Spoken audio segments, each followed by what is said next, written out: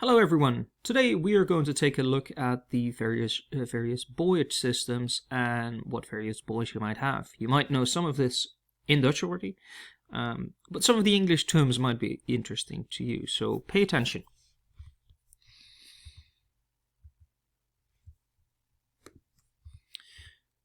The first thing that I want to mention is the lateral system. The lateral system is also known as the IALA system. IALA, India Alpha, Lima Alpha system, and it effectively divides the fairway, so the water where you're sailing, into a port side and a starboard side with different colored buoys. And in the world we have two of those systems, IALA systems. I'll go into that a little bit later. Beyond that, we're going to take a look at the cardinal system, and the cardinal system consists of 4 types of cardinal buoys for the 4 cardinal directions, so north, south, west and east, and they indicate how to pass a certain danger. So they'll be located around a certain danger, and they'll say pass to the east of this to stay safe. We'll also talk a little bit about isolated danger marks. As you can see in the picture, isolated danger marks look this black and red bars, so black bars with red stripes, and 2 spheres on top. So that's something, they are situated on top or very close to isolated singular dangers. We'll also take a look at safe water buoys. Safe water buoys are also called landfall buoys, and they indicate that they are getting close to the coast, but they also indicate that you know where it's, so that you know where it's safe to actually sail. So pay attention to those if you're getting close to the coast. And finally, we're going to take a look at special buoys, and the special buoys are special because they don't specifically mean one single thing, but they can mean various things depending on what the pilot book actually says about it.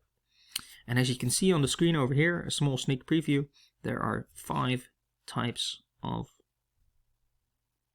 sizes for buoys. So let's take a look at the shapes of those buoys first. 5, as I said. We have can-shaped buoys, conical buoys, pillar buoys, spar buoys, and spherical buoys. 5 of them. You might think, hey, I already know all of these from Dutch. Well, there's a slight trick to it, and we'll get to those in a little bit. First up, we have the can buoys. So can buoys are not that special. They're shaped like a can, so they're squared, or rectangular, I should say. And it's a very simple shape to recognize. Conical buoys, a cone is a triangle, or it's a pointed end, so it has a pointed end. And this is where it gets a little bit interesting.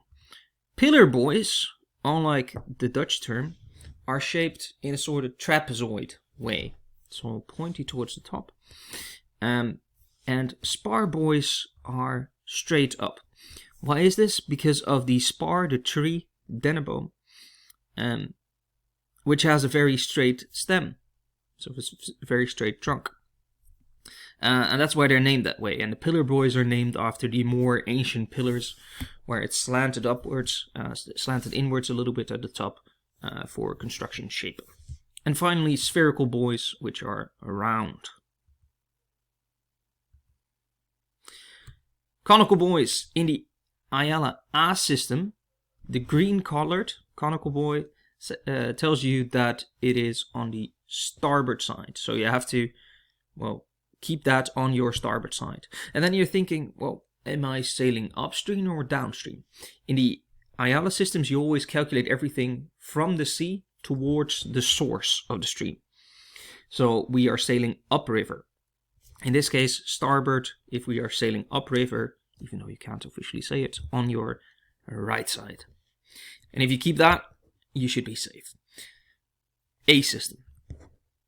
On the port side, so your left side, if you're sailing upriver, you have the red can buoys in the A system.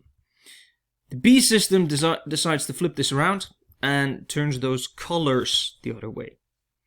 Now, I'll get into where the B system is and where the A system is in a little bit. Pillar buoys. They don't tell you anything about the fairway itself, so you have to look in the pilot book or look at the day mark on top of it to get some extra information. Same with the spar buoys. And the same with the spherical buoys, although the spherical buoys are generally used for special buoys, which also don't really give any information, and the landfall buoys.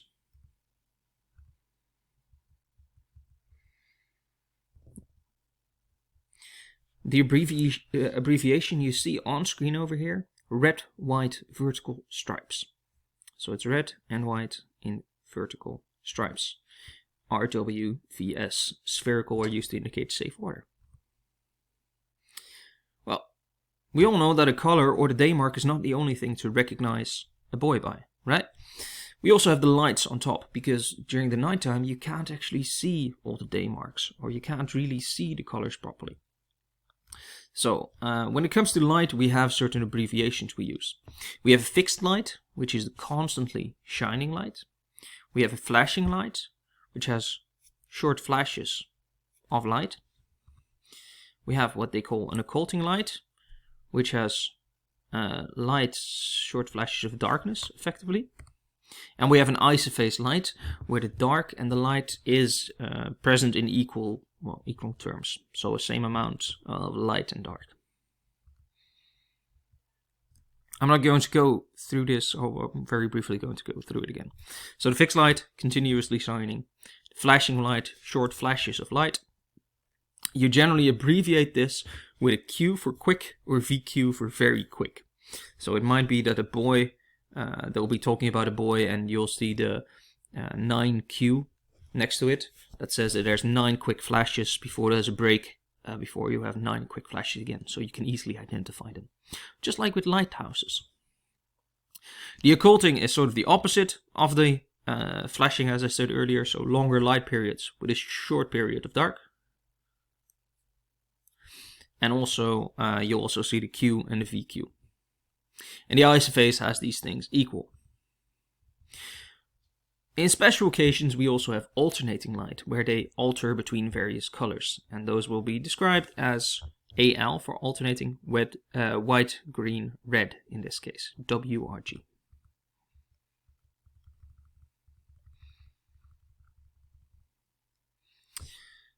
As I said earlier, we sometimes also group the lights together.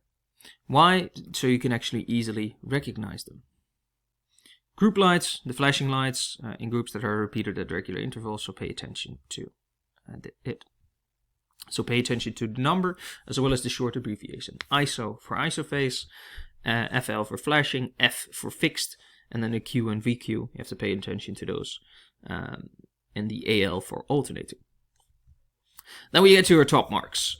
Top marks, well, they tell you something about the buoy itself as well. Always read the pilot book, because it gives you a lot more information. When it comes to the top marks, we have the can and the cone shaped. Sometimes we have 2 cones, we have spheres, and we have the crosses. When reading something in the pilot book and they mention a buoy, they'll always mention the top mark as well, because once again, during the night you might not be able to see it, but during the day it's easy to identify them according to these things. So yes. Now the more interesting part, the system. IALA, the International, I always forget what they exactly mean. It's the Lighthouse Association, Maritime Lighthouse Association. And the Lighthouse Association in the past always had to do with the lighthouses giving information as well. That's why they adopted this over here. So, it's inward bound, as I already said. You have green to green, red to red, perfect safety, go ahead. Counting from starboard to port side, you'll always keep these the green buoys on your starboard side and the red buoys on your port side. So as long as you stick between green and red, you should always be safe. Pay attention to your own lights, the ones that you have on board of your vessel as well. Green indicating starboard, red indicating port. So the lights on your own vessel, if you keep those lined up with the lights on the shore as well, you should be fine. Of course, pay attention to other traffic as well. Already talked about the can and the cone buoys. Something interesting is that the port buoys will always have even numbers, and the starboard buoys will always have odd or uneven numbers. Odd and uneven both mean that they are, well, not even. So the colors and the shapes can be effectively anything. Pay attention to the colors will be the same. Pay attention to the red color on your port side, but the shapes can be anything. Also pay attention to the numbers. And then on the starboard side, the green things. Pay attention to the numbers. Top marks has the same thing, can, cone. Lights, pay attention to the flashing, the occulting, the isophase, or the fixed. It all depends on the port itself. Pay attention to what the pilot book says regarding them. The B system, as I stated earlier, is sort of the opposite. They keep the same shapes. So they keep the cone on your starboard side and the can on your port side. But they swap around the lights. Why did this happen? Because people decided to change things around. This is mostly present in North and South America, as well as in Japan and the Philippines. So pay attention to that. It is an American thing with their rules and their influence. Now, one of the interesting things, I think is interesting at least, is the cardinal system. We have our north, south, west, and east buoys, and they all have their own identifying things. Generally, they consist of pillar and spar buoys, but they might be different as well. They often, or they always have a fit or a set expression. Flashing light, generally white flashing light, but they have a pattern that they use. When it comes to the north cardinal light, there's a continuously flashing light. It just keeps on going. So continuously flashing. The south cardinal light has 6 quick flashes and 1 longer flash. Why is that longer flash there? To sort of indicate the difference between this one and the rest. So 6 quick flashes. If you think about it, look at the clock. The number 6 is at the southern side. That's why it has a 6. If you remember that bit, west and east also become easier. Because you'll have 9 quick flashes for the west cardinal light. And you might have guessed it, 3 quick flashes for the east cardinal light. With the short break before they continue again. The top marks are a little bit interesting as well. Quickly going from left to right, we have the northern top marks with the points facing towards the north. The southern top marks with the points facing towards the south. The western top marks with the points facing towards each other. And you might be able to see this as a wine glass to help you. And the eastern ones with the point facing towards the outsides.